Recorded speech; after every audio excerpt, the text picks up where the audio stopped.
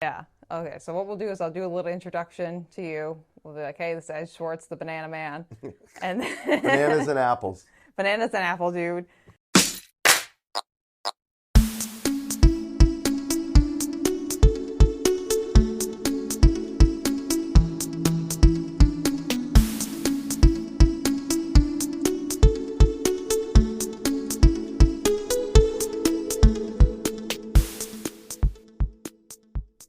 Hello, and welcome to Runnah, running on Cape Cod, Massachusetts and beyond, and welcome back to your favorite local running community. I'm Juliana, your host, and this week we have another part of our Cape Cod Marathon team here, an essential part of our Cape Cod Marathon team, because without him we would not have bananas. We have Ed Swartz, the banana man, and Thanks. apple man. Thanks. Yeah. Appreciate being here. Yeah, I'm excited to have you on, Ed. I feel like you have a good story that people should hear, or I'm excited to hear about at least. Yeah, not really all about bananas and apples, though. No, it's just partially bananas and Just apples. bananas and apples. And Yeah. that's just a small part of it. So, Yeah. No, I appreciate being here. You Yeah. know, But you're part of our running community too. Yeah, and I enjoy being part of the running community. And actually, one of the things when we first moved down here full time about 6 years, 5.5, 6 years ago, that was one of the things that I really, because I had really just gotten back into running again. Yeah. If you didn't know me back in that time, but No, I weighed a lot more than I weigh now. Oh, okay. When I first came down here, I had just come off of losing about 65 pounds Nice. Good job. and starting to run again. Okay. My running career is one of those. I did it for a while, loved it, and then went, yeah, I'm going to get lazy for a few years. Are we in that lazy phase right now? We're on the cusp of it. Could go either way. It could be. There's kind of we might have not run the road race this year. We had a number, but we were like, eh. Yeah. No, it's going to come back. Especially, I'm one of those. When I have my scheduled yearly physical. Yeah. Oh, I need to be doing. You get something. a nice kick in the butt. Yeah, Your doctor's like, Ed, your cholesterol numbers are a little bit higher this year, and like your heart rate's a little bit higher. Yeah, and you're like, exactly. So my running career has taken a lot of different paths. I was in high school. I was not a runner. I didn't really run in high school. I ran for. I tell this story and people laugh at me. I ran for about 2 weeks. I think it might have been my junior year. Okay. Because I was dating the track coach's daughter. Yes. So you had to show up and show out. He put me in the 2 mile. I got lapped by about 1,000 people. I felt like on my first run. I went, I'm going back to play tennis. This has been a nice time. This was really fun, but yeah, it wasn't for me. Not my calling in life. No. So I didn't start running until I was in my late 20s. Okay. When I was working for a company called PowerBar. Yes, and this is like the Ed Swartz origin story right here that I didn't know existed, but now I'm going to learn more about. Yeah, so in 1995 I took a position with PowerBar when they were really in their infancy of a company, and I was the first East Coast sales guy, and back then I weighed more than I weigh now, and as I tell people the story, they didn't hire me for my athletic ability. That was what it was for sure. So. But you weren't the Instagram model for them. No, but the company was made up of a lot of athletes. It really was. It was built on the backs of athletes locally across the country. The founder was a gentleman by the name of Brian Maxwell, who had run the Falmouth road race many times. He was a Canadian Olympic marathoner. We have one of those around here now too. Yeah. Oh yeah, right, Ben. Yeah, funny how things change, isn't it? Yeah. They change, but they stay the same. So Brian had spent some time here. He actually met his wife, who was from Needham. And then there was a scientist from MIT, and they developed the PowerBar for when you hit the wall. Yeah. That's really what he did. And he went and he started the company by going to all these small bike events and all of his fellow runners and handing out free product. Okay. So the company was built off of developing 16 field marketing offices across the country, doing small events to that they were early sponsors in the early 90s of the road race. Yeah. And that's how I actually got my first number in the road race was. Oh, you were a PowerBar athlete? I was well, not an athlete, but I was. You were an athlete. I was an employee, but. I was also an elite athlete for a minute there because I had an elite number. Yeah. I was very quickly passed and left behind by all the other elite people. Yeah. I am nowhere by far an elite athlete in almost anything, but and I had the experience of being down here since my family started coming to Falmouth in 1970. That's a while ago. Yeah, now. so we were staying on Mariners Lane back in those days, and in 1973 for the first race, we were on the corner of Mariners Lane watching the runners come by. So, wow. What a flashback right there. Things go a little bit of full circle. So yeah. So I enjoyed my time at PowerBar, but I was working with all these athletes, and I'm like, man, I really got to do something to get myself. So I started running. Okay. And how did that go for you? It was fun. I never saw myself as breaking any world speed records. But that's going to be I continued to run. And that was probably that was probably 97 when I really started taking up running. Okay. And I would do local 5Ks, local 5-milers, and came down here and did the race 4 or 5 times. Yep. And then decided that, everybody has a bucket list, right? Did you have a marathon on your bucket list? I had somehow some crazy thought got in my mind that, man, this would be a great idea, specifically while working for PowerBar, because I had access to bigger race. Yeah, so I feel like anyone who lives in Massachusetts, the thought of running a marathon crosses your brain at least once, just because of the Boston Marathon. Yeah, just a thing. And that was the one. So I had done races in New York as part of PowerBar. Used to have the PowerBar 20-miler in Central Park. And that's fun. And I would go run that. Yeah, and you could do it as a team of 4 or as pairs. Or as a solo. Yeah. So and they would have elite athletes who would come, and it was an event that paid for the winners. Yeah, and that'd be fun. And they would bring in some of the PowerBar athletes, and I did it as part of a team. I did the 5 miles, which I learned a lot because I never realized how many hills there were in Central Park. There's a lot of hills in Central Park. I did not know that there were a lot of hills in Central Park. So that was my first entry into doing any kind of distance running. And then my original goal was, you know what, I'm going to do a marathon before, I think it was before I turned 40. Okay, that's an admirable goal. Yeah, and PowerBar got sold in 2000 to Nestle, so things were always on the change, and who knew how. So in 2003, when I was, I think it was 38 at the time. Okay, still before 40. Still before 40. I made the choice to run Boston.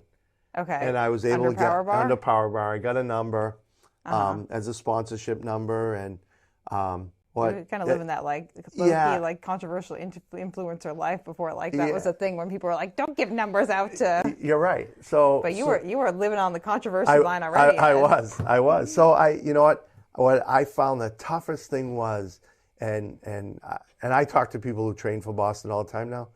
Training in the winter here is not the funnest part of running a marathon. I don't know if you met Daniel or not. He's the kid with the developmental challenges that I work with. Yeah. He has told me multiple times. He's like, I want to run the Boston Marathon. He's also a fair weather runner. I remind him that if you are going to run the Boston Marathon, you do indeed need to go out in 20 and below weather in the snow largely, and actually or run for 20 miles plus on a treadmill, which is not ideal either. No. And I've done both.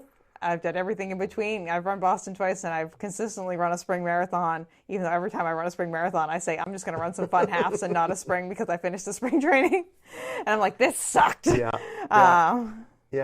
So it's rough, especially here when we hit February, it starts icing over every morning. Yeah. That's rough. Yeah. So it was, and that's what it was like. It was some cold mornings, but of course, we get to the day of the race. Yeah. And it was 72 at the start. That sounds correct. Yeah, and it was it was 58 at the finish, and everybody kept telling me, you have to remember the first 6 miles is downhill. It's technically a downhill marathon. Don't worry about, things will change. And I got 6 miles in, and I'm like, I got a blister. My whole training, I didn't have a blister the whole time. So, and then I get about 10 miles in, and I start running, because what I tried to do was, hey, hook up with somebody that's willing to chat a little bit while we're going along the way. Because there was one guy who we trained a little bit together, who we rode up that his wife dropped us off. We lost each other before we even got through the start line. Yeah. So, but I started running, and these are all new things to me because I never considered myself a runner. I did this casually. I didn't know what I was getting into. And I get to about 10 miles and I start running with this guy and he goes, man, you better stop and drink some stuff and drink some Gator. I go, what do you mean? He goes, your face has so much white on it from the salt. He goes, you're not gonna. So I ate bananas and drank a bunch of Gatorade. And I got through it. It wasn't, How were you feeling at the end of that? So I was starving. Because I was starving at the end of the race. It was before they changed the start times, so you didn't start until noontime. Oh, so that's crazy. As somebody who didn't know, I'm like, well, what do I eat in the morning that I'm not going to feel like crap while I get out there? And but it was the best part. I will tell you, the best part of the whole thing was when I turned off Hereford and got onto Boylston was.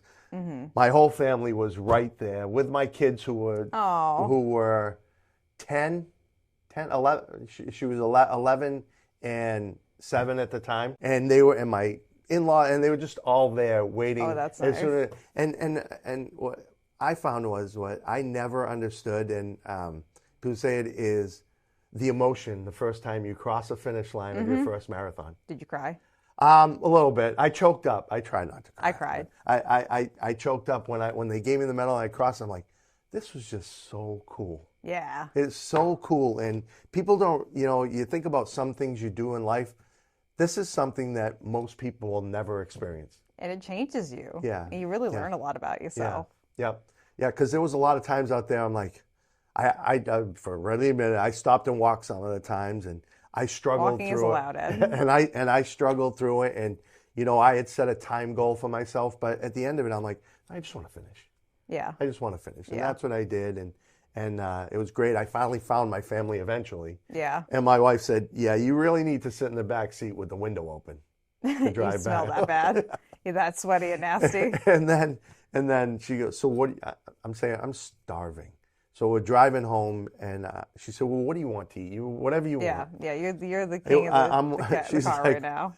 It's crazy. I just an onion pizza. She goes, "Of all things you want in an onion pizza." An onion pizza, and how did that? Was that good? It was good. As good as you thought it was going to be? It was probably the best onion pizza I had. Wow. But yeah, so that's truly what got me into it. But after that, I still did some running and still, but that's when I went into my lazy phase. Of running. Yeah. And, is that where we are hanging out right now? Like the slightly lazy phase of running, maybe? Slightly. This one was way worse because I went, so I probably ran for a couple years solid after it. Okay. And then in my early 40s, I started to get really lazy about it. And I would still go to the gym sometimes. And there were a couple times I started running again here and there for a while. But never took it serious to the way I did starting in 2019. Okay. So what prompted us to take it serious? So in 2019, it wasn't about the running. It was, oh, shoot, my son's getting married in a year. Oh, you want to look a little bit better? I can't look like I look like now. We don't want to look like a schlump. And I was, I'm a little over 5'8". I was 235 pounds, and I'm like, this can't happen. So changed my diet, changed my lifestyle. Started out by walking. It was all walking. It was elliptical. It was on the treadmill. It's a good way to start. And by the middle of the year, I was like, I have a friend who she's run Falmouth a lot, and she is a hardcore. Yeah, she's all in. She's a 365 days a year. Yeah, that's hardcore, me. Like 8 miles a day. Are you sure you're not talking about me yet? No, well. Oh, I ran 8 this morning. Ben and I did like 10 and a half, 11 yesterday. Yeah, so she's like, you need to run Falmouth again this year. And I'm like, we'll see. I don't know what I'm gonna do. I used my friends who are sponsors of the race to get myself a number. And I think the time before that was it. So that was in 2019. I ran it in 2013. Okay. When my son graduated from high school, we were down here because I own a timeshare that I purchased Road Race Week until they changed to Road Race Week. And we decided to run, and I was not in good shape. I wore my Yasso shirt that they gave me for running it. Working with Yasso yeah, then? with Yasso. Yeah, they were some friends of R.I.P. mine. Yasso. Yeah, and my that was my son was going into college. He was a college soccer player, so he was in good shape, and he was just using it as a training run. And you were using it as a life or death and I totally appreciate him because he finished the race far before I did. Yeah. And sent me a message and said, "Do you want me to come back and run the last mile with you?" Oh, and so he did that? And he did. That's nice. And he did. And I'll readily admit it that I'm not sure if that year he actually ran as himself. So Ed. he was one of the. I'm admitting it. I just had a conversation with Dr. Steve and also Megan Faulkner about the safety concerns here. Yeah, that's not happening anymore. So that's right, friends. No more. We're not doing that either. No, not anymore. Safety concerns. We had a whole discussion about why that's a safety concern. Yeah, and Scott and I had that discussion earlier this year. Yeah, why you don't want someone else's mother being called to your bedside when you're unconscious at the hospital and having to deal with like Jimmy's mom there. Yeah, so it was a great experience for me, and so when he told me he was getting around, I'm like, well, I need to get back in shape, and I actually I up until the last probably about year, I've been pretty hardcore. Okay. I mean, I was running. I did some challenges of run 100 days straight. Yeah. In the winter. Okay. Down here. January to April. Which was great. I thought I had a great time doing it, and everybody goes, well, doing these challenges, you only have to do a mile. And I said, well, you never wanted to do more though. If you start doing it, I did it, and I said, I don't put my sneakers on to go out to just do a mile. Yeah, you want to be out there longer than usually most people finish a mile in under 15 minutes. Yeah. So usually if you're looking to get some exercise, you're probably looking to be out there longer than 15 minutes. Yeah, and so I think I averaged 3.5 a day for those 100 days, and I did. But I'm not a guy. When they go stretch, that's the first mile to me. There's no real stretching. And then I've been getting better about stretching, but I'm not great. And then I'm not a track guy, so I don't go to try and build my speed. But I was really happy with myself. I got to the point where I was, on some days I was running sub 8 minute miles. That's pretty good. Which was, I started doing the Friday 5. You get competitive with those old 80-year-old guys out there who are running 6:30s at a casual pace, and you're like, wow, I feel bad about myself. Yeah, and I had some fun with that during the 100-day streak. There was Friday nights in the winter that I was the only one going out, and there was one night. It was actually the weekend that got me involved in becoming part of the marathon group. Okay. Was the year that we had the really bad storms and the race got canceled. Was that your first year with the marathon? I hadn't even, and they were looking for volunteers to come down and serve soup. Over at the Gus County Center. At the Gus County Center, and I showed up and said, I'm here to volunteer, and I got to know Jack a little bit and the group. Charming. And that's what got me into the group that I came back after and said, I didn't realize that you were a recent addition to the Cape Cod Marathon team, Ed. I thought you'd been with us for a while. No, I just make people feel that way. Yeah. You just well, I guess you've been in town for a while. Yeah, well, so you've not necessarily been in the marathon team for a while, but I thought you had been here for at least prior to me, because I joined the team in 2019 because I ran my first marathon ever in 2018, which was this marathon on the old course. Yeah. The old course, friends. Yeah. Still, that is the most challenging road marathon I've ever ran. Yeah. Is that old course. Yeah. It's bad. I have long conversations with Courtney. With Courtney Bird over. Are there short conversations with Courtney Bird? No. But Courtney and I have served on the municipal light board together down there. So, but we talk about the old course, and he shows me, news articles of the old races, and that both the numerous times they've changed it up until this current course. Some of those look really hard. They're the old course is like the old course 2018 and prior, not like the old course or the old course, but it was a lot of hills. Yeah. And also just you're playing car hopscotch hardcore, especially on Tom Landers Road.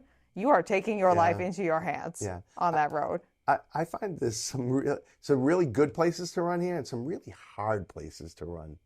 Tom Landers Road is not a recommendation if you want an easy place to run. It's not that. But even Superwisted is awful. I used to pick some different things, and I went and ran the Paul White race one year because I'd never Oh run yeah, it before. that's challenging. And Yeah. I found it really challenging. Well, and it's usually like 90% humidity that day too. So. Yeah.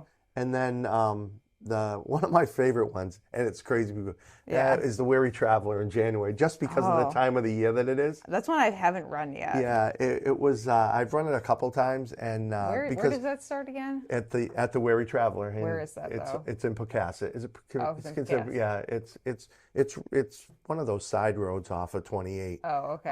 It's like top of like very north Falmouth. Yeah, but I never probably wouldn't have run it because when I started running, I actually joined the Colonial Roadrunners Club in the South Shore before I moved down here. And that was because friends of mine had said, "Oh, you should join it just for the discounts." Yeah. The discounts in the races. So they run a Grand Prix.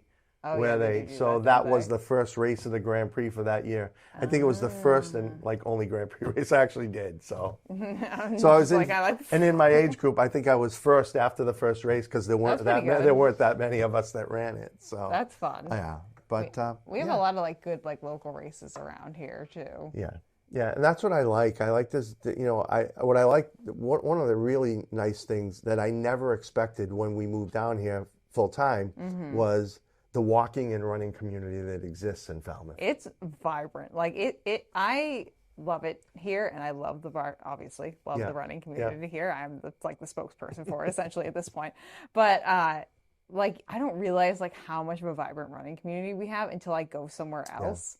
That like major city hubs are different. Like New York, Boston, like places like that, like where I'm going, Berlin, where I'm sure there's going to be hundreds of people out running, especially marathon weekend. There'll be lots of us. But like when I go back to where my parents live in Auburn, I'm the only person I ever see. I don't think I've ever crossed paths with another runner anywhere that I run. Yeah. So before we moved here, we lived in Dighton. Most people don't know where Dighton is. It's off of Route 44. It's in southeastern Mass. Okay. It's between Taunton and Somerset. Okay, I know. But there is no running community in Dighton. It doesn't exist. No. And I used to, back when my early days, I was a member of a gym where I had a group of guys that we would run. We would run at lunchtime every day. But that was the extent of the running community was 4 or 5 of us that ran from that gym and probably a dozen guys that ran from the YMCA. That's it. That was the running community. Yeah, whereas here you can go out. Like I would bet solid money that if we stepped outside to the sidewalk, we'd be able to spot a minimum of 5 people walking or running. Yeah. An absolute minimum. Yeah. And I've really enjoyed it. Like I live off of Mara Vista, and we have the path along Great Bay, and so just walking, it's the same people. People are friendly. People are and you know, when you're running, you could hook up with somebody and say, "Hey, what's your pace?" Because I don't want to slow anybody down. But people will run and just shoot the breeze and catch up with somebody. And I mean, it's especially like having like being connected with the running community, like I am, like you are at like.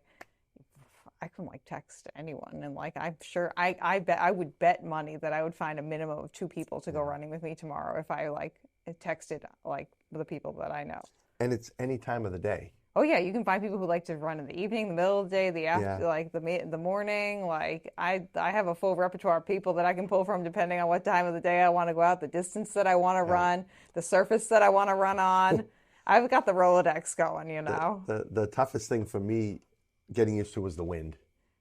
I also, again, forget how much wind we have here until I go somewhere that doesn't. I was very personally offended by Chicago, claiming that it is the windy city.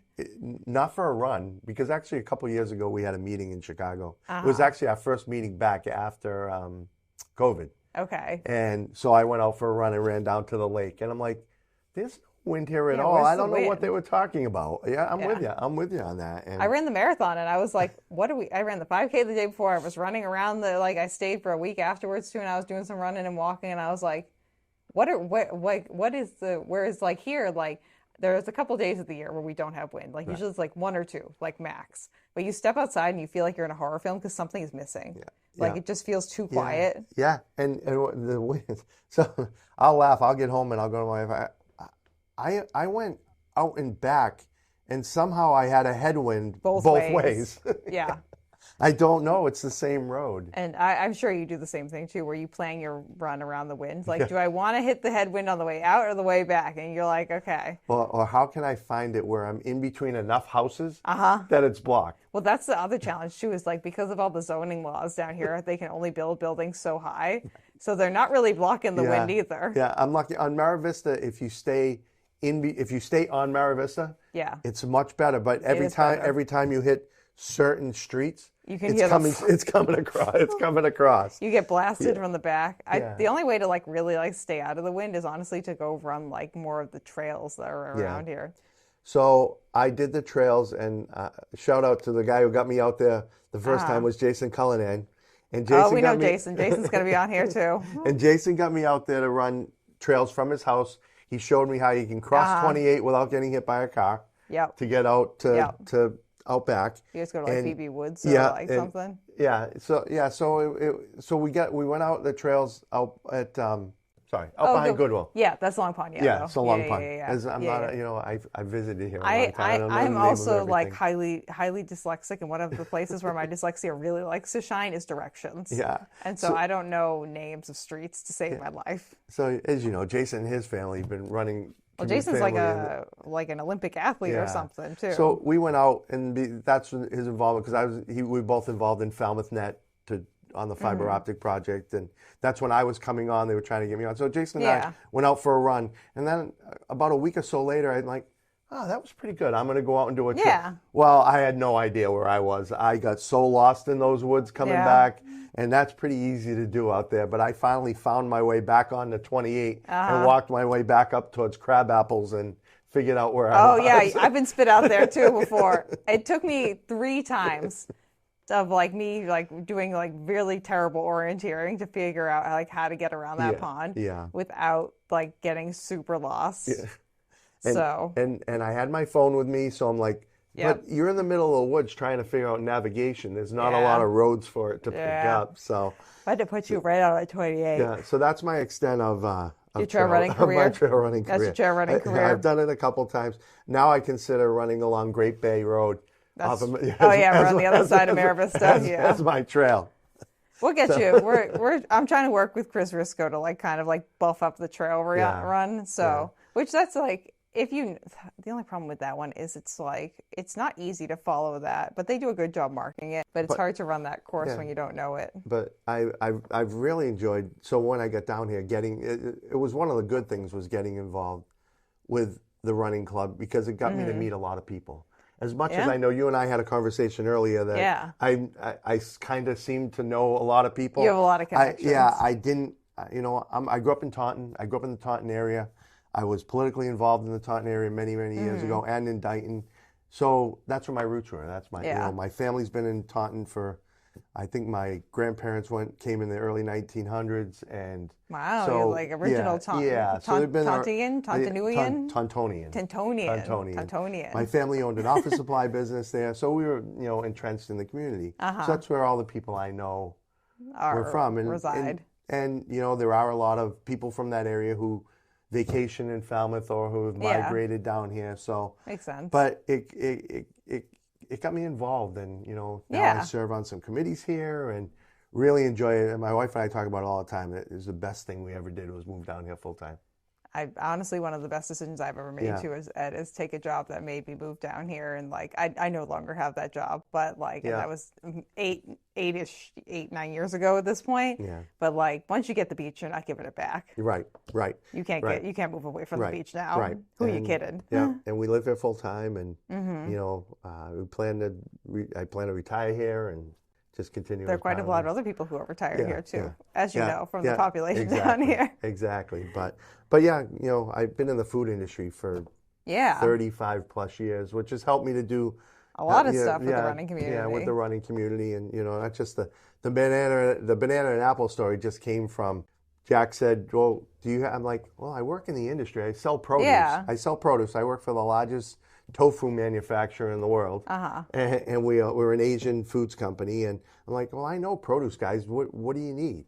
And he said, "Well, last year we got like 22 boxes of apples and 19 boxes of bananas." So I sent an email and said, hey Evan, can you help me out? Yeah, And we need some bananas. yeah, Get me some bananas. and he now I just actually email the Shaw's warehouse, and they set it up, and they You had a deliver direct and they deliver it the Friday before the race, and yeah, so we keep that going, but we want to expand to see if we can get some more food companies involved down here. I think so. Not only with like the marathon, but you're talking about the road race too, potentially, like throwing some ideas out to Megan, who is either has already been or will be on Runnah. I don't know what order these episodes are coming out, and this is my third or fourth this weekend before I go off to Berlin. So scooting everyone in. So when's that race? That is not this Sunday, but the following Sunday. So next Wednesday, I am out of here. Anyone else from the club? I don't. Eric Wheeler is running way in front of me, way in front of me. He also is someone who we'll have him on the podcast eventually, but when he travels, he mostly just does solo traveling by himself with his family. It's just that. I don't think I know anyone else this year who's from the club who's going. I'm going with Team for Kids, which is the New York's Roadrunners primary charity. I've run New York with them. I'm probably going to run London with them too. Probably going to run Sydney with them, honestly. Nice. They're great. Nice. But yeah, it should be good. Yeah. Should be a nice time. But yeah, it definitely would be nice to get more food vendors involved with things and just let them kind of buff out our food tent. Yep. Did you have any ideas you were thinking about? Yeah, so I work with a food broker, which they represent roughly 150 different manufacturers or more. So we could have confetti cake. Find one of them and use them to help us bring more vendors in. So over time I've asked people at the Mother's Day race, there's that bar that we get. Was it the Aloha one too, or was it a different one? No, it's a different one. I'm trying to remember what it is. South 40. Okay. The South 40 cashew bars and fruit bars. Yeah. We have the same food broker. Yeah. I said, hey, do you guys want a sample? They sell them at Shaw's. They sell them at Stop and Shop. Actually, I think they sell them at Windfall as well. So I said, hey, do you guys want? So they send us bars every year. Oh, that's nice. I'm sure Mary appreciates that. A couple years ago, I have a friend who sells wonderful pistachios. Oh yes, we know the wonderful pistachios. Yeah, and they're wonderful. The earlier the better. Yeah. And then I have a friend who just moved down here who works for Utz Chips.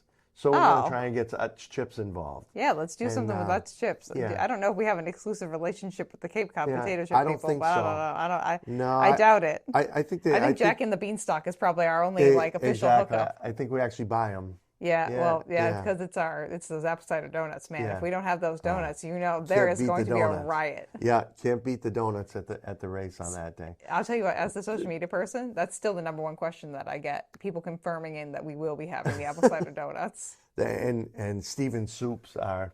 Oh yeah, Steve Bird, he's great. With his soups, it's our chowder hookup. Yeah, depends on the day. Like some of those colder, rainy weekend days, it's great to have them there. Oh yeah, especially even if you're just because he makes a chowder, a vegetarian/vegan chowder, depending on how he's feeling. He does a gluten-free soup. He does a fully vegan vegetarian soup. There's at least 4 soups every year to choose from, including a classic clam chowder. Yeah. I think he does a corn. I think it's a corn chowder, a clam chowder, a gluten-free thing, and then a vegan vegetarian kind of whatever. I enjoy. I'm kind of a. As my wife would say, you're a little bit of a social butterfly. There's no introvert in my. You're very a social butterfly. I love the day. Jack will tell you, I'm the first one there in the morning because I enjoy just the whole scene of what we do. And, it's a lot of fun. I volunteered at the running club tent, even though I went there 2 days, even though I signed up for one. Yeah. Just to hang out with the group, it was fun. Yeah. I had a good time. Get to see people I haven't seen in years too. Especially at the road race, because there's it's a global event. Yeah, so there's people I haven't seen. A longtime friend of our family who worked with my mom, I hadn't seen him in a while, has run the race 43 times. Joe Cavillhog, and Joe was friends with Kathy, and we found out that that day that Joe's friends with Kathy. So and it's things like that you learn over the time and see. So I feel like the running community in Falmouth is both teeny tiny but humongous all at the same time. Yeah. We all know each other, but there's still but we're all so globally spread out too. Yeah. in a good way. That's one of the things at marathon weekend. I mean, like a couple years ago, this woman walks in and I'm like, Nancy.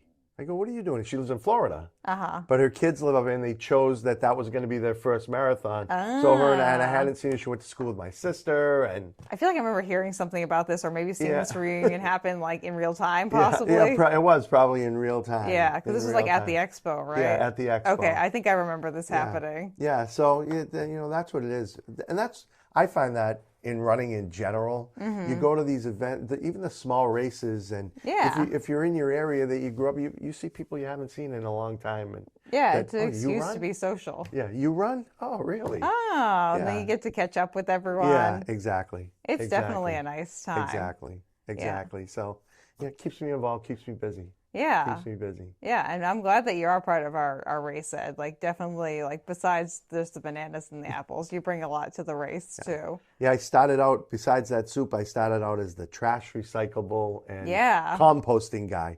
And that thing has evolved over the last few years. And we really leaned into the composting, which is great. Yeah, Jack, I give Jack a lot of credit for that. He's our green guy. Yeah. Kathy and I are the ideas people. Yeah. Where I'm the tech person, Kathy is like the organized, like get shit done person, and Jack is the green / more like the kids run this year. He's really been focused on the kids run. Greatest medal ever. Yeah, it's over. It's right there behind you. It's got the chains, and we have the starfish that's going to get named that you guys can kind of see the edge of. I was there when Kathy proposed that to Jack. Yeah, and I think Kathy can take full credit. I don't think Jack wants to be part of that.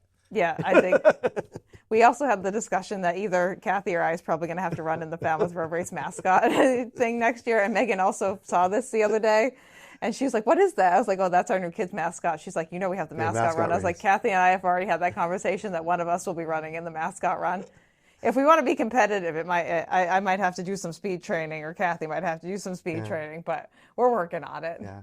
But the composting thing, it used to be really tough. I don't know if you remember what we used to do with cardboard boxes and bags, and we'd get the windy days, and those things would be all over the place. Oh, that's why we have the totes now. We now have totes, which really evolved a lot. I think everything we use is compostable now. Yeah, pretty much. And then the town provides us with recycle bins. Yep.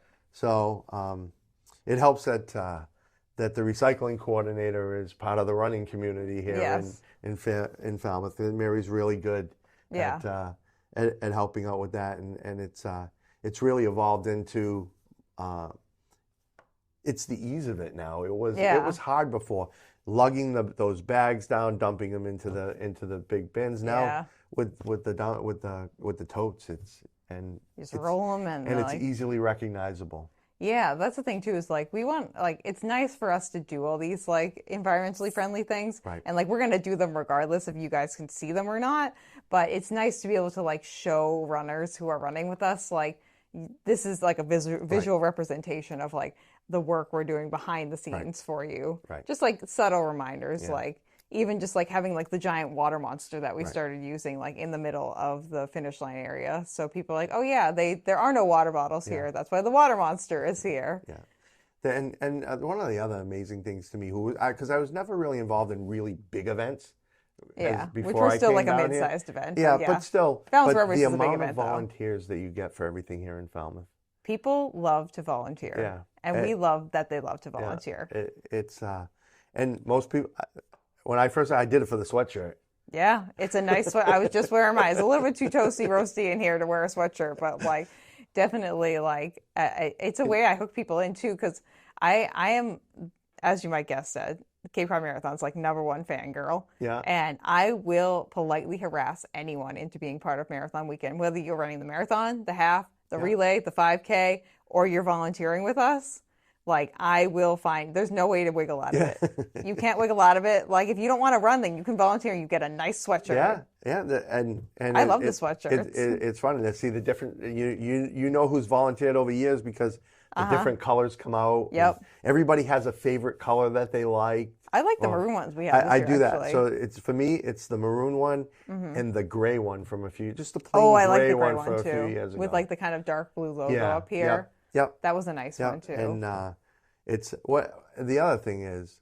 I love, so my wife and I are creatures of habit. We go to the same restaurants, and we have been going to Shipwreck since they changed over from the BBC when we first came down here.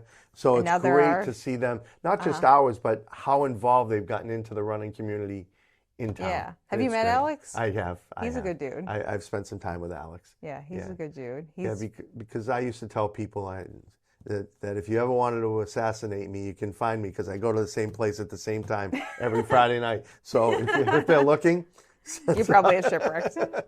Probably in the same seat as normal too. You probably walk in and they're like, "Hey, what's up, Ed?" And you're like, "Hey." Yeah, there it is. So, but but then, it's things like that. And it's great to have.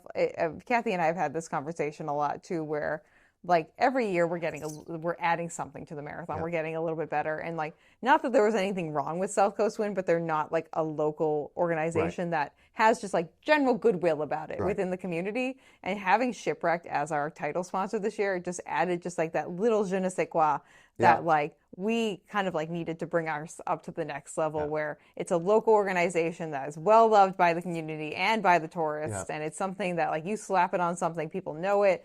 They're happy to go there. Like we're happy to work with them. And I actually was just talking to Alex yesterday about like maybe doing some live episodes of Runnah there, and potentially like doing like a post, like a bib pickup Falmouth in the fall kind of like live thing. So people like have a, that's my other fun. I totally enjoy volunteering for Falmouth in the fall. Yeah, that's a lot of fun. I've never run it, and it's usually because I'm a Patriots season ticket holder and it falls on the day of the race. But I can go down and volunteer in the morning before I head out to the game, and that one's a lot of fun too. And even big pickup is a lot of fun too. You get people who are like all excited to like run the race. Yeah. It's a nice time. Yeah. It's but I really enjoy it, and it helps me to meet new people. Yeah. I'd say like anyone who's thinking about volunteering, like definitely it's a great way into the running community where you don't have to be in any kind of different like physical shape to like volunteer with us. Right. We have jobs that range from like being on your feet all day and like being really active to like sitting at the expo and handing out numbers. Right. Like you can be involved in some capacity, but you don't have to have like, we'll meet you where you are essentially. Right. Which is really great because then you can go be social with people. You get a sweatshirt. You get that goodwill of all those runners who are like all excited to run. Get to have soup. Yeah, you get free soup. If you volunteer with us, you can access the food tent. You can get a free donut. Yeah, you don't have to run any distance. You can go have a donut while you're waiting for people to come in. It's great. It's great. It's a lot of fun. Honestly, like the medal handing out people, they got it made because they get to like celebrate the people coming across the finish line. Yeah. And they're in prime spot to go bop off and get a bowl of chowder. Those are the people. Yeah, absolutely. So yeah. So, I think it's a lot of fun, Ed. It keeps me motivated. Yeah.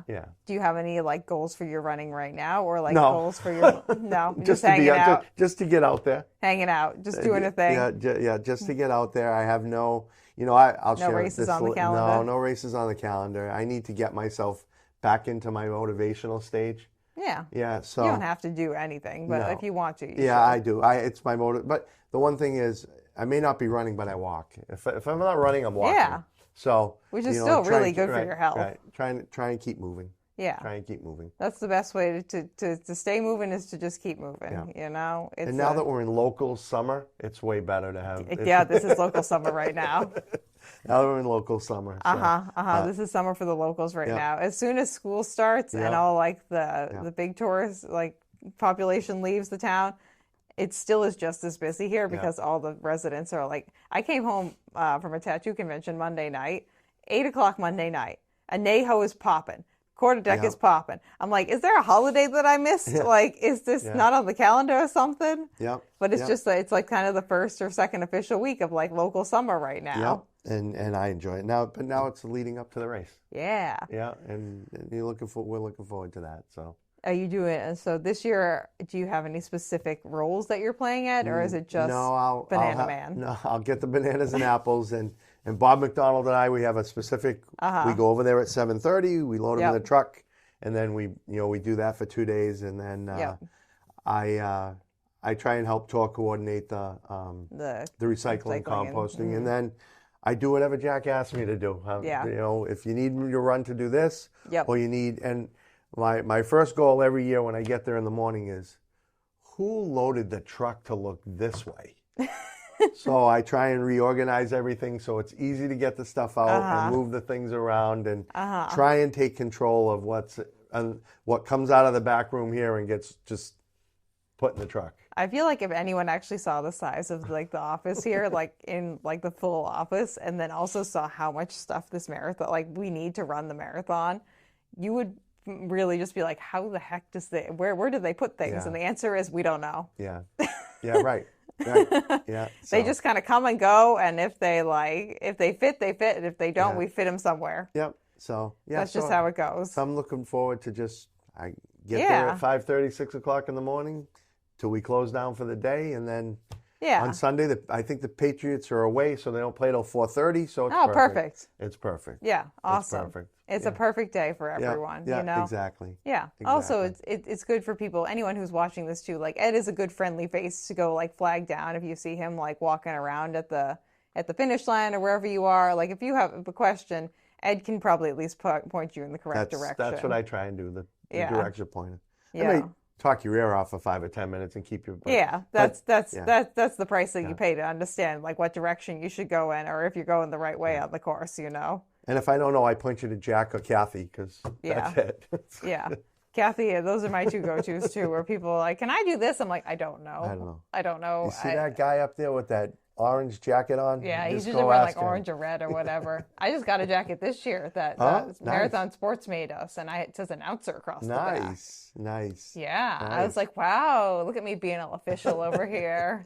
I think this is like my 4th year announcing the race. Nice. So it's a lot of fun, Ed. And people appreciate that too. I love doing it. Because you have some great, like, if you see somebody you know, or you get announced as a local legend if I know you. And like we do like all the screaming. Anyone who's running the Chowder Challenge too, if you pop up on my list of like who's coming, or I see the yellow bib coming down the chute, I make sure that everyone screams for those people.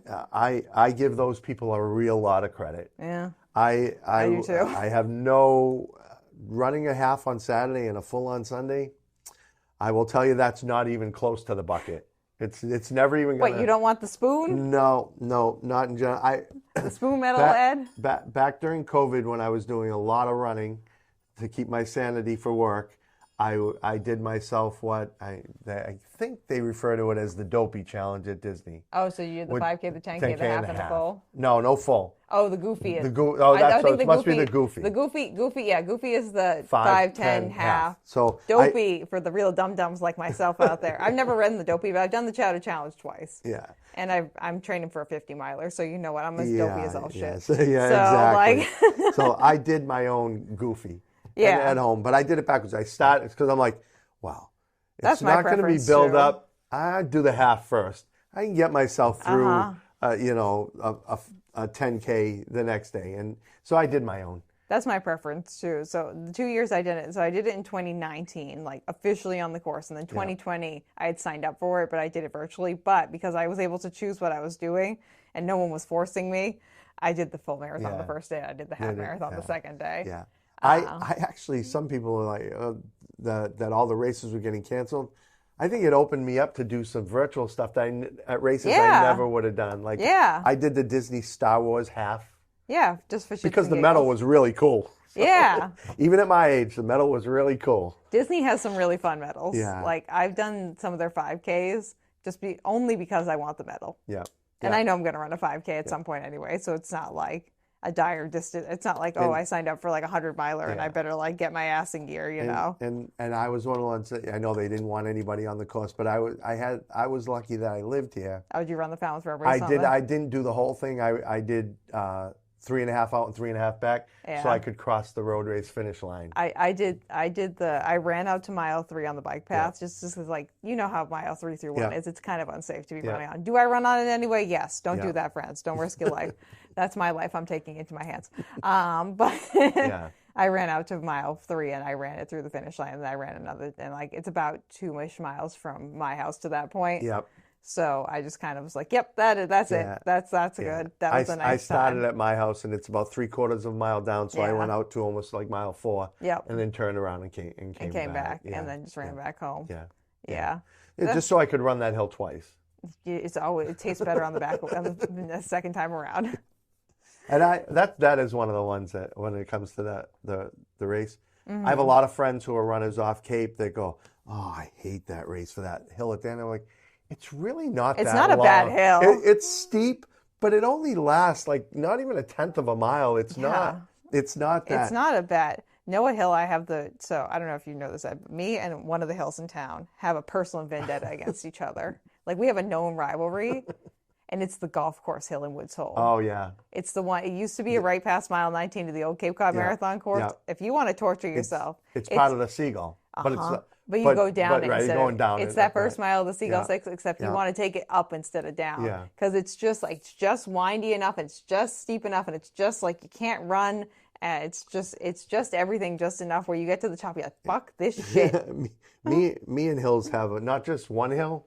Me and Hills don't get along anyway in general. So I like hills, but me and that hill just don't. We don't jive. Which is why when I want to torture myself, I go run that hill. Yeah, I know. Me and Hills just have never jived. Whether it was when I was running here or running where I used to live, me and Hills just don't get along. I was for the tattoo convention I was just at was in Chattanooga. Yeah. And the Airbnb we booked, I didn't realize it. We were like at the top of one of those little like hills that's right before the mountains there. And so like you step out of the Airbnb and it was like.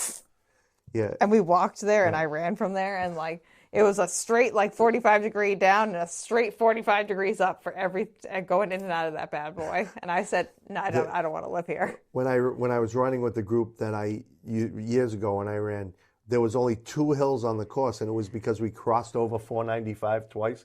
I don't understand why they have to put hills on as overpasses. All have to be hills. The bridge is like the bridge. Well, you haven't run New York, have you? No, I've only run it in Central Park. Okay, because New York, like honestly, like the Central Park, yes, very hilly. Honestly, nothing compared to the bridges. Yeah, because the bridges are like miles long. No. And you're just like you don't realize how much of an incline it is because you're in a car. It's like running up over the canal, like the Bourne and the Sagamore. Yeah. Like you don't like you can kind of feel it in a car, but you can really feel it when you're running. Yeah. There was one race that I always wanted to run. I don't think they do it anymore, but they used to down in Newport. They used to do the Jamestown Newport Bridge back and forth. I think it was like 4 miles. It was like a 4-mile race. Oh, it's not an ultra? No. I'm surprised no one started the Cape like the Canal Bridge Ultra, like the Bourne Bridge Ultra or something. Yeah. Like people running back. How many times can you go up and over it within like 20 hours or something like that? But it is funny, though. Everybody always has their favorite local race. Yeah. What's your favorite local race outside of the Falmouth races? My favorite local race outside of the Falmouth races, I haven't run a lot of local races recently because I've just been doing all of our stuff. Or I've been running. I mean, I just ran the Watuppa 50K in New Bedford. I loved that. It was a very well-run race. Yeah. It was great. It was fantastic. The Run to the Rock is okay. I wouldn't say that's my favorite. Yeah. That's where my half marathon PR is. That's why I have I just like the names. There was one I used to run that they actually stopped about 2 years. Nothing better than Finish for a Guinness. Oh, Finish for a Guinness. Yeah, which was in Bristol, Rhode Island. That's fun. Yeah, there's nothing better where they hand you a ticket that says, so when you cross the finish line, there is a glass of Guinness waiting with your name on it. Yeah, with your name on it. I feel like there's a lot of Rhode Island races that have breweries that sponsor them. Yeah, they do. I feel like specifically that's very specific to Rhode Island for some reason, and I don't know why. Yeah. No, my 2 favorite 5Ks were that one, and I've always liked the Plymouth 4th of July race. That's one I've never gotten around to running just because I don't like driving on the 4th of July, and like I don't feel like driving out to Plymouth on the 4th of July. But I want to run that race. Yeah, I leave at like 6:30. I'm home by like 9 o'clock. Yeah. I'll just have to do it one year. It's fun. I just got to do it. Well, this year I had something. I was like away on the 4th of July or something. So that was kind of like knocked that out of the picture. But yeah, that's one that's been on my bucket list for a while. Yeah. Of things. Yeah. Yeah. Yeah. And the person who pushes me to run stuff down here is my old classmate who's been running down here for a long time is Robin. Robin, yes. Robin O'Donnell. She and I went to high school together. Yes, I remember hearing about this. Yeah, so she is why are you not out here? Why are you not coming to run with us this day? Why are you? And I hide. duck around. Yeah, Roman likes to yell at other people a lot too. You're not the only one. But, she's out here on these streets yelling at people. It's part of her repertoire of things that she's capable of. But yeah, I mean, I'm always down to try out new races too, you know. Yeah. So, been diving a little bit more into trails, but we'll see. Yeah. We'll see how that goes. I don't know, Ed. Yeah. But that was great. Thank you. Thanks for coming on. Thanks for having me. I had a great time. You love to talk. I do. I love to talk. You love to talk. I love to talk. You love to talk. When Kathy, told Kathy I was coming on, I go, I don't know what I'm going to say. She goes, oh, you'll figure it out really quick. That's like me saying, I don't know what I'm going to say. And just like, I don't know what I'm going to say, but I'm going to say something. Yeah. So. There's going to be words coming out of my mouth, you know? No, but thanks. yeah. We'll round it out, Ed, though, with my little segment I like to do at the end, which is called What Shoe Do You Choose to Use? So you can shout out either like one or multiple different shoes that either one, live rent free in your brain. So like some people have shouted out the first shoe they ever ran in, or you can shout out a shoe that you're currently running in. So, you love I see we have a pair of Nova Blasts on right so now. that is, so I have a story about why I run Nova Blast. Okay, because anyone who's watched this channel knows that like the Nova Blast is one of my all-time favorite running shoe families. Yep. Big fan. So tell me how you got into it. So I was running in Brooks in Ghost. Okay, like literally 50% of the running population is correct. And that was back when I started running again, and they were okay. I had no problems with them, and I think they were up to the 11s, the 12s, the whatever. And like I came down in 2019. I came down for the road race. Yeah. And went to the expo. Yep. And talked to the ASICS guy who was there from, I think probably from Marathon. Was it Pat? I'm not sure. And he said... Tall guy? Black guy? Yeah, it Pat could Cunningham. be. And he said, so for one, what size shoe do you wear? I said, normally. He goes, so what size running shoe do you wear? Yeah. And he said, you should be wearing about a half a size larger when you're running as much as you're running. Yeah, if you do and he said, try this shoe in the half a size, and it was Nova Blast 1. Yeah, because you have the 5 on right now. And it was actually when they had the road race special one where it came with the road race laces. Yeah, they used to do that. We need to make more road race shoes again. Yeah, and I started with the Nova out after COVID. Yeah, the Nova Blast 1, and ever since I've been a Nova Blast guy and followed them. I think these are 5s. Those are definitely the 5s. Yeah, those are 5s. As well too. Although the best shoe, and I just wouldn't spend the money for it. When they did the test a couple years, I ran in the Super Blast. Oh, the Super Blast. It was, and I'm like, but no, they got the Super Blast 2 out now. Yeah, yeah. The 3's probably coming out, and they just came out with the Mega Blast and the Sonic Blast. Yeah, and the Super Blast was incredible, but $200. It's $200. Yeah, and you know. I wasn't going to go there. And I just love my Nova Blast. I think love the Nova Blast. The redesign to it, and I won't go in. And my wife, she doesn't run. She walks a lot, but she's an ASICS person, and she is one. And she was ASICS before I was, and she's like, telling you're wearing the wrong shoe. But I will say, I did try one of the Kayanos, and I hated it. Well, that's a support shoe. Yeah, that's a completely different animal. And I don't know who put me in it. And said, oh, you got to try this one. Yeah. And I'm like, I ran them like twice and went, no. Yeah, no. I'll walk in them just because I have them. Yeah. And, but yeah, my choice. Maybe you got them because Jack, our race director, is also a ASICS boy. And Jack is specifically a Kayano boy. Yeah. I'm wondering because I know there was one year he gave us all Kayanos as our race. But this was, I bought a pair that was new at the time. And I'm like, he said, "Oh, if you like the Nova Blast, you might like this." And I'm like, "No way!" I would never recommend that. It was so bad. No. It was so bad. So yeah, I will say 100% Nova Blast, and won't. Yeah, at this point, nothing's going to change my mind. That recommendation would never come out of my mouth. That I would never. If you like the Nova Blast, I would never recommend you go into the Kayano. Yeah. Absolutely not. Yeah. So absolutely not. Yeah, the Nova Blast is a lot of fun. I really do like the update on the 5 too. Yeah. My only qualm with the Nova Blast, and it continues to be a qualm, is that the grip on the bottom is shit. Yeah. If there's any kind of wetness outside, you are slippity sliding around those bad boys.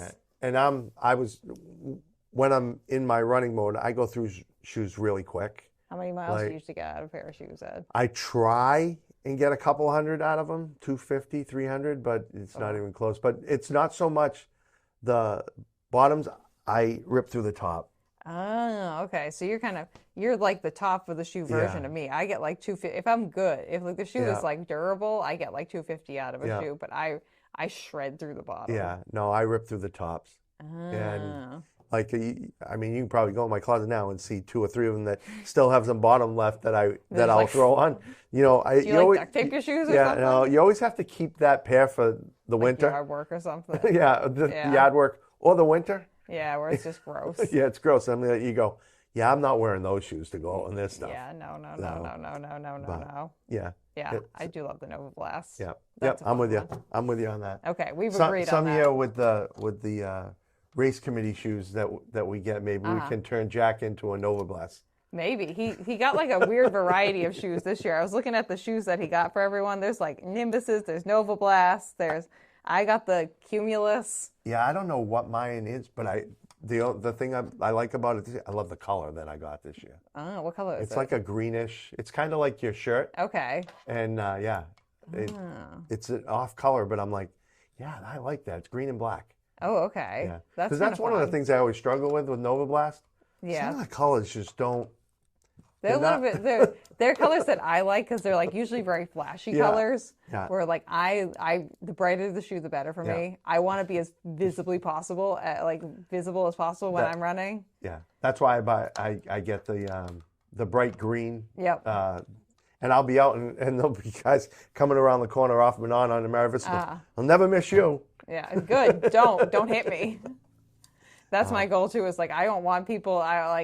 If someone hits me, I want them to like pull like a neon colored Juliana right off the street, and people to be like, "How the fuck did you miss this girl? She's got mismatching neon colors everywhere, all over her." So I'll end it with this story. This is my one running story that everybody always worries about dogs or whatever. Oh yeah. So I one time, and it was on Labor Day, it was this time of the year. I was out and I had just started running again. So it's probably, I think it came up on my Facebook memories a couple weeks ago. So it's probably probably 12, 13 years ago. Oh wow. I'm out, nobody's home, it's quiet. I'm out for a run. All of a sudden this dog comes screaming out, bites me. Oh no. But doesn't just like bite me in the leg, no, bites me in the ass. And so I don't know if I'm up on my tetanus shots yet. So I end up going to the ER. And this is my favorite story of my son. He'll go, and I'm in there, and it's at the local hospital up in Taunton. So I know a lot of the nurses, and my wife had been a nurse there for a long time. And the nurse said, "Yeah, we got to give you a tetanus shot. We'll clean it up. Everything will be fine."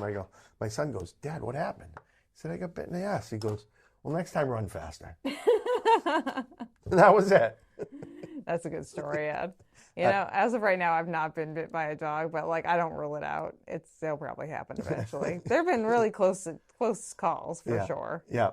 And sometimes the dogs, they're not going to bother you.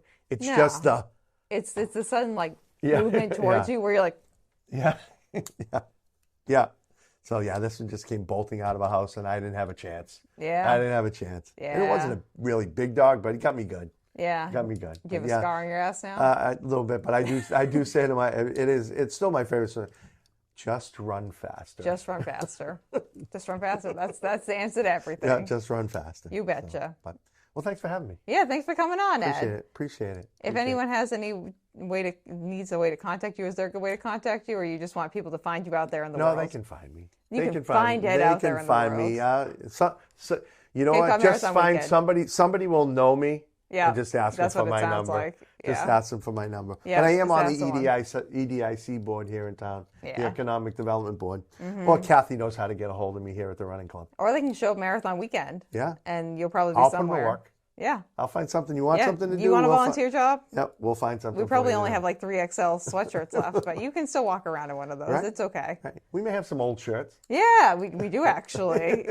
We have some old shirts. We have old shirts. We have new shirts. We have like random old things that we have, Yep. Maybe have some craisins kicking around still. Still, maybe. The year of the craisin. I like the new shirts this year. I think they came out awesome. great. Yeah, they did. Yeah. The South Coast ones were getting a little tired.